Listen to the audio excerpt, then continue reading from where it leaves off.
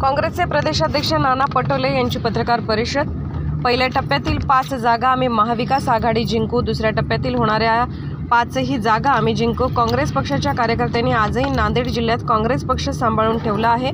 काही कार्यकर्ते सुपारी घेऊन फिरत आहेत, त्यांनी सुधारावे, अजून वेळ गेली नाही, नाहीतर त्यांची सुपारी कशी फोडायची मला माहिती आहे। नांदेडात भाजपचा पराभव निश्चित, राज्यातील 48 जागा जिंकू, काँग्रेसला चाहणारा आजही आहे।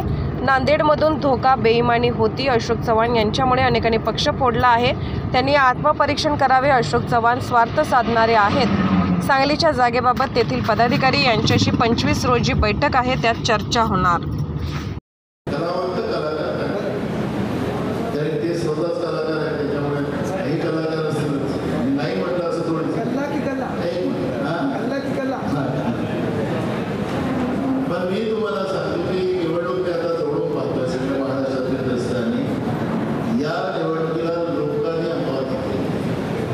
जनतेने अंगावर त्याच्यामुळे हे कलाकार जे आहेत जे काही केलं त्या कलाकारांचं जाणं मला त्या कलाकारांना तुमच्या माध्यमातून सांगायचं सुधरून जा।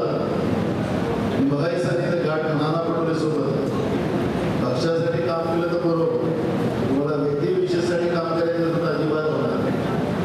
हे तुमच्या प्रश्नाचं उत्तर स्वतःशी दिलं आणि आता देतोय, पण ही जनतेने निवडणूक अंगावर घेतलेली असल्यामुळे मी भोकरचं देगलूरचं आता मी स्वतः सभागृहातून आलो। लोक उन्हात तासून तास बसतात हो साहेब, त्याच्यामुळे लोकांमध्ये जे आज करंट आहे, मोदी सरकारचा विरोध आहे आणि प्रचंड चीड आहे भाजपची।